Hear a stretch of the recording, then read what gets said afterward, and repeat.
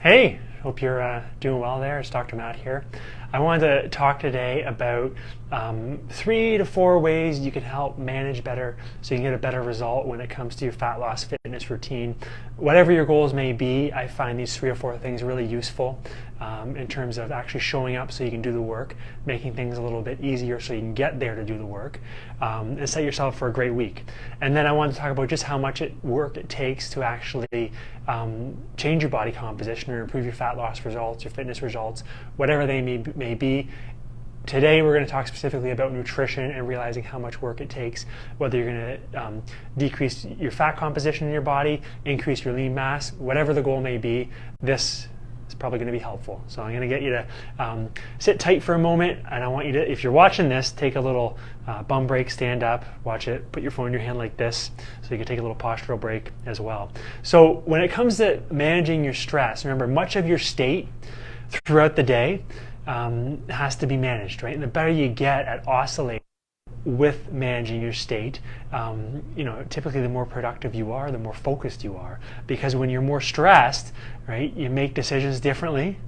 Right? You make decisions differently, and you may be, quick and emotional about things. Versus if you're relaxed and you have a clear vision for things, you're much more likely to plan your food, make good, get to your workout. Whatever those decisions may be, you're more than likely going to make them better. So I think about being a better oscillator, and I've talked a lot before about this in terms of your fight or flight, high red, versus let's say your rest, digest, the healing, calm side of your nervous, the green. And when you're sitting relaxing, I mean, this is one of the things we test for in the office, the differences in what state you're in. When you're sitting relaxing, you want to be higher on the parasympathetic side or the brake pedal side of things and less gas pedal, versus when you're working out, fitnessing, doing your thing, your red's going to be higher. That's good. You're using your stress hormones. As human beings, we need to naturally use our bodies, use that stress hormone up to help manage things too. But what I want you to think about today is how can you help yourself get over to this state, higher green, less red, so that you can actually make better decisions, manage your stress better, because we don't need no stress. The only time we don't have any stress is when we're essentially dead and gone, right? But we need to manage our stress better. So I think about 3 things 3 or 4 things that I use regularly, and I think about the pivotal role that chiropractic healthcare may play in terms of managing your stress as well.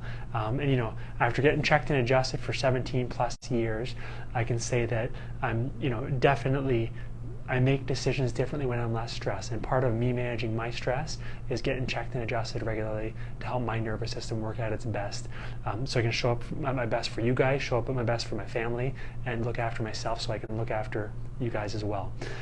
So the big things are, breathing, right? Focus on breathing, right, throughout the day. And, I put it down at the bottom, but I actually want to move this up, and that's simply taking a moment to schedule your walking. Right? Whether you get time to think, walk, breathe. And when I think about walking, all I do is set it up so that I walk a hard mile in the morning, and I walk a more intense, brisk pace in the morning. And again, I do the same thing at lunch. Right? And that really helps, set your state, use some of your stress hormone, your red part, so that it doesn't get all pent up inside, and you can be the best version of yourself if you use your body consistently. So I think about breathing, longer out than in. Take 4 seconds out, 2 seconds in, 1 minute at a time, right? Think about walking multiple times a day, schedule it, right? And then I think about having a plan, right? So having a plan is critical, and I'll write things down at the beginning of the week of things I want to accomplish, and then I have a plan as well how I want every week to look like when I'm doing my regular routine aside from any vacation or downtime, right? So I have a plan. If you write it down, you're much more likely to accomplish it. I focus on breathing, and I focus on walking, right?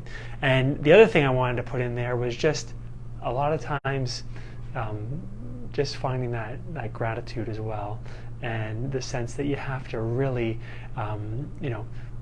force yourself, or think about what you're grateful for. You can pull out your phone in those moments, and just write down 1 or 2 things that you're grateful for.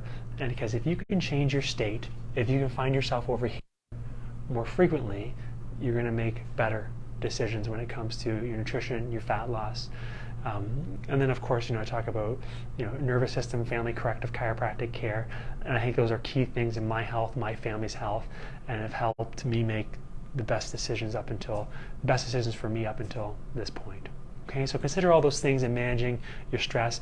You have to be a better oscillator, better at managing your stress, because stress is always going to be there when it comes to your fitness and fat loss journey, when it comes to life.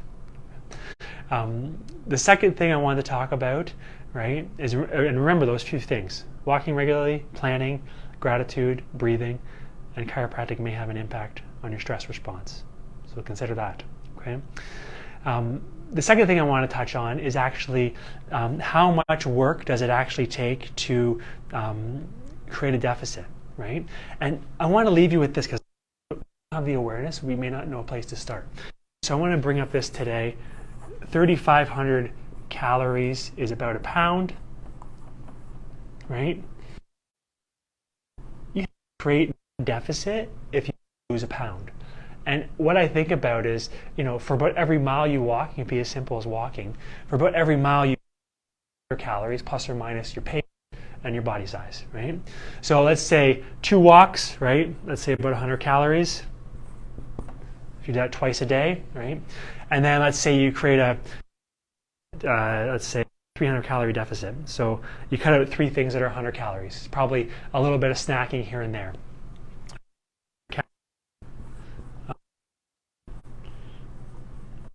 Right? And then movement. And then you times this by 7. And next you have 1 week or 1 pound. So all I want to do by bringing this up with you is to help you realize that if you realize what 1 pound looks like, you have to break it down into bite-sized chunks to make things more manageable. And how you come to the conclusion of walking, right? And things are a cycle, right? Walking, moving your body, planning your food is managing your stress. And you find yourself over here when you're planning with more brake pedals, lower cortisol, so that you can manage your week in and week out. You can focus on, but most of the change happens by focusing, I know with myself, focusing on foods that I'm not going to eat, right? And focusing on the key foods that are going to get me towards my goals. So whether that's protein, right? Making sure we talked about in past videos how much protein you need. You can go back in the history.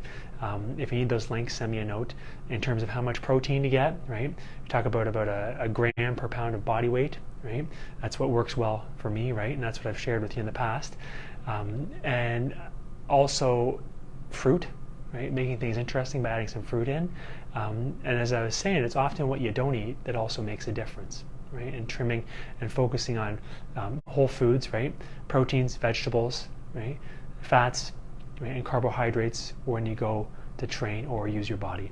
So consider that 3,500 calories is about a pound, right? Slow and steady progress. You may want to do even less than this so that you don't feel like it's a stressor, if you will. But in terms of 1 pound is pretty much sustainable for a week in terms of 1 pound of fat loss, right? And you may even go to half a pound, which are just half these numbers, and that would be, even more sustainable, so that you don't feel like you're stressed if you're trimming things out here and there, right? And remember to get the calculations, about 12 calories per pound of body weight of where you want to go. 15 calories per pound of body weight for maintenance, right? But many of those apps have that in, and I've recommended them before in terms of MyFitnessPal.